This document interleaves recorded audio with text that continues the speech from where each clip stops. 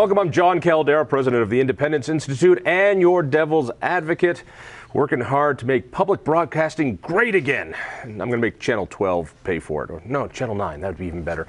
First, we're going to talk a little homelessness, and then we're going to talk about choice in education and the incredible opportunities that are happening. First, a good friend of mine, Peter Droege from Step 13. Good to see you again. Hi, John. Great to see you. Things are going well there? Things are going fantastic. We got 70 great men.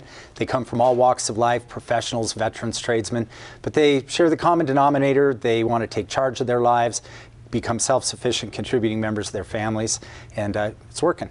The ghost of Bob Cote has to wander the halls at Step 13. I mean, what an incredible man, and I imagine that his philosophy is still there, and he's still there in spirit. Would I be right? You are, and you know, anybody who's been around Denver for a while knows Bob Cote. You know, on Skid Row when Step 13 was down there, he carried around a baseball bat. He protected the men, both keeping bad guys away, but also holding them accountable for their sobriety and to work every day and to be accountable to the rules.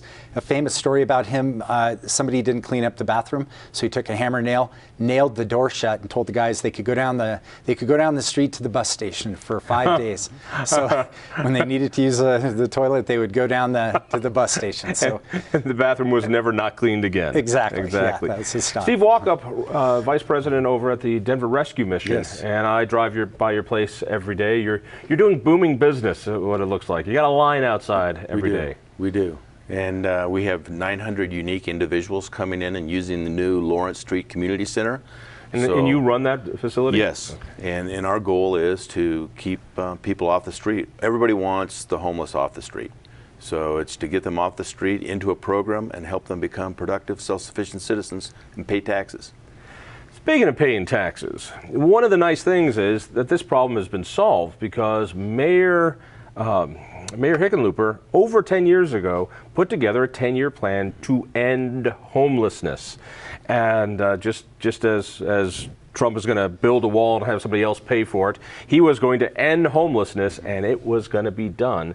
So why are you guys still in business? Why are you doing this? Homelessness, at least from my vantage point, from what I'm seeing around these neighborhoods, is worse now than I've ever seen in my entire lifetime here in Colorado. What happened? Well, you know, John, you're going to talk about education later, and I would say it's probably something similar to that. A one-size-fits-all approach just never really seems to achieve the outcome that it's designed to. And really, the problem is so complicated. People are homeless for economic reasons or mental illness, disability, age. When he said it's going to be gone in 10 years, I giggled. I'm assuming you guys giggled even harder. We had no thought that was ever going to happen. Yeah. Jesus said the homeless will always be with you. The poor will always be with you. And so we understand that there are always going to be poor in any economy. And there are always going to be people that are on the margins that need help getting back into it. Here's what's happened, John. Over the last 10 years, Pete's put people back into productive, self-sufficient citizenship. The Denver Rescue Mission, we've had over 500 graduates in the last 10 years. People are going back into productive, self-sufficient citizenship. But that doesn't mean that the bucket is not getting filled up every day. And more people are coming into this city thinking that there's an economic opportunity, and they don't realize the economic consequences. Even the governor says, come on, we didn't believe it when we said it. You just say those kind of things, which is what, you know, thank you for the honesty now. And I think about all the resources that were spent and how they could have been spent differently.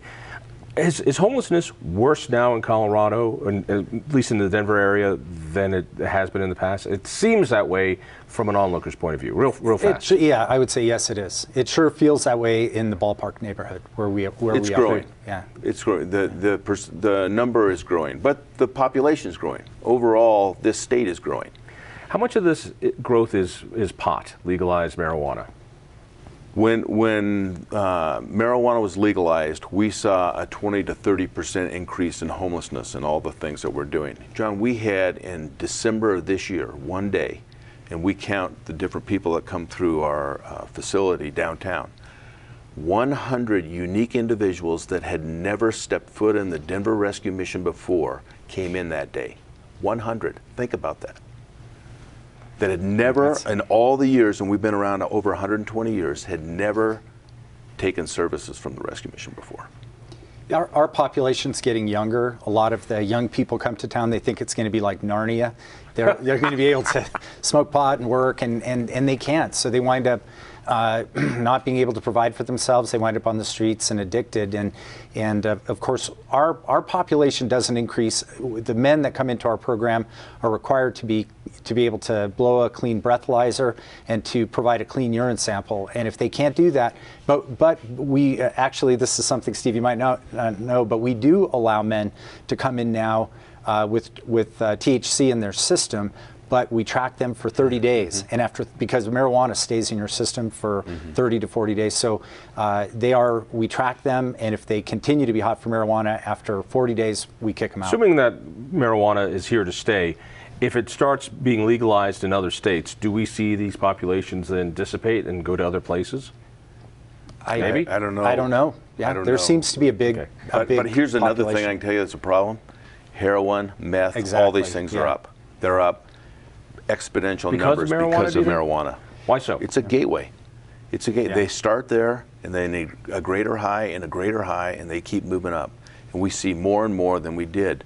And the types of heroin out there are dangerous. Yeah, you no longer have to inject it. You could smoke it, snort it, ingest it. Do you have some? We don't. That's a good thing about Step 13. But it's a big issue. Back east, Boston declared a state of emergency because of the amount of heroin on the streets. New Hampshire, the #1 issue in the presidential election is heroin addiction. And I agree, marijuana is a gateway drug, but it's also big pharmaceutical companies develop different types of synthetic heroin like Vicodin, Percocet, Oxycontin, and people began to use that as a way to alleviate pain, but they found that it just, they wanted it. I mean, let's talk about the homeless here in Denver. I've got to admit, as a theory, as something out there, yeah, you want to help people, you want to see them in a better place. When you work or live downtown, at least my sympathy is starting to wane. We have the Independence Institute is in downtown Denver. We're cleaning up trash. We're cleaning up human waste. We're cleaning up vomit. We're cleaning up needles. Yeah, and I'm thinking this is not.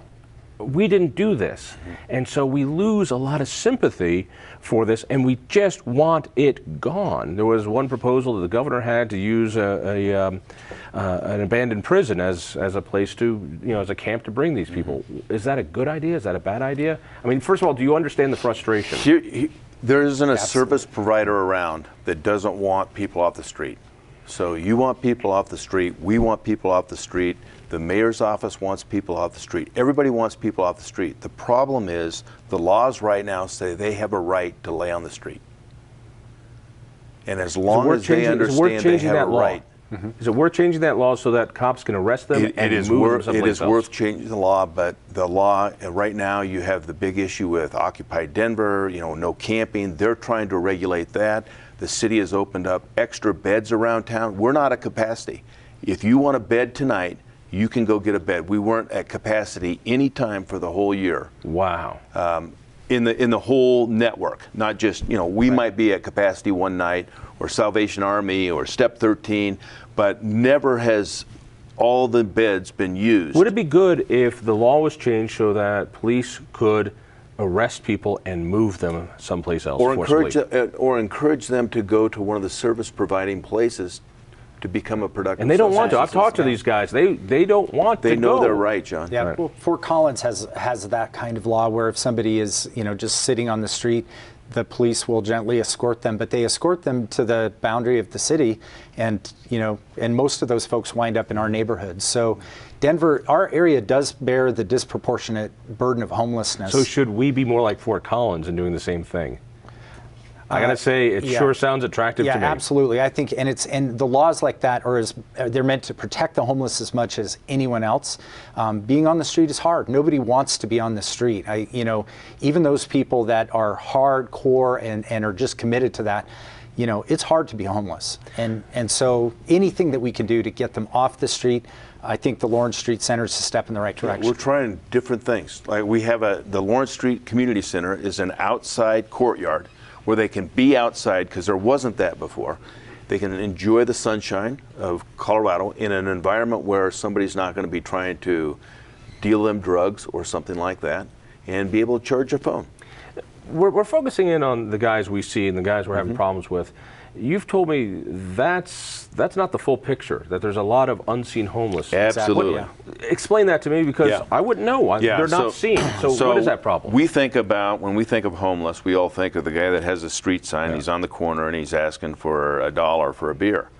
That's not the full picture of homelessness. Over 50% of the homeless people are families who do not have housing themselves. And many of them have working jobs. They'll be living in a Colfax hotel that they're paying $250 a week for rent because they can't come up with the first month's rent and deposit. And the rents are so high right now that they can't get there. So we'll put 100 to 125 homeless families a year into housing that are already employed, that are already paying taxes, already doing all this stuff to get stabilized. Pete said this, stabilization of homeless people is a key point. Stabilization, what does that mean, stabilize the homeless? You know, to an extent, and it gets back to the law issue, we should make it hard enough on people that it's harder for them just to be idle and homeless than it is to get into a program where they can develop stability and transition into self-sufficiency. So for us, stability would be the men have to get up at 6 a.m. They have to make their bed to military standards. They have to be out the door at 6:30 working or looking for work. We help them find jobs through a career counselor through Goodwill Industries on site. But it really is, you know, addiction and homelessness. The stability piece is just having the opportunity to get your life together and to move on to something Got less than better. a minute here, so tell me, what is it that people need to know? I mean, if there was one message you wanted to get people who don't understand this to understand, what is it? Just because you see somebody on the street corner that's homeless, that's not the true picture of all homelessness. There's a lot of people that are hardworking out there that are trying to get into housing, and housing is very expensive here right now.